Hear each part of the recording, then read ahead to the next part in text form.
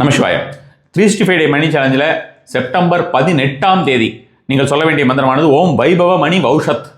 ஓம் வைபவ மணி வௌஷத் என்கிற ஒரு மந்திரத்தினை green colour object ஏதாவது கையில் வைத்துக்கொண்டு நீங்கள் இந்த ஒரு மந்திரத்தினை சொல்லலாம். அல்லது கிரீன் கலர் ஆப்ஜெக்ட் ஏதாவது நீங்கள் கிரீன் கலர் ட்ரெஸ் ஏதாவது அணிந்து கொண்டு இந்த ஒரு மந்திரத்தை சொல்வது 100 முறை மந்திரம் சொல்வது காலையிலே 10 மணிலிருந்து 11 மணி வரைக்கும் இந்த ஒரு நாள் மட்டும்தான் பார்த்தீங்கன்னா உங்களுக்கு அதிகப்படியான நேரம் எடுத்திருக்கிறது. 365 டே மணி சேலஞ்சில் 106வது நாள் இந்த ஒரு நாள்.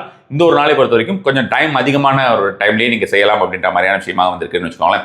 10 to 11 இந்த ஒரு மந்திரத்தை நீங்கள் சொல்வது 100 முறை இந்த ஒரு மந்திரத்தை சொல்வது 100 என்கிறது பவர் நம்பராக இந்த ஒரு நாளிலே வந்திருக்கிறது.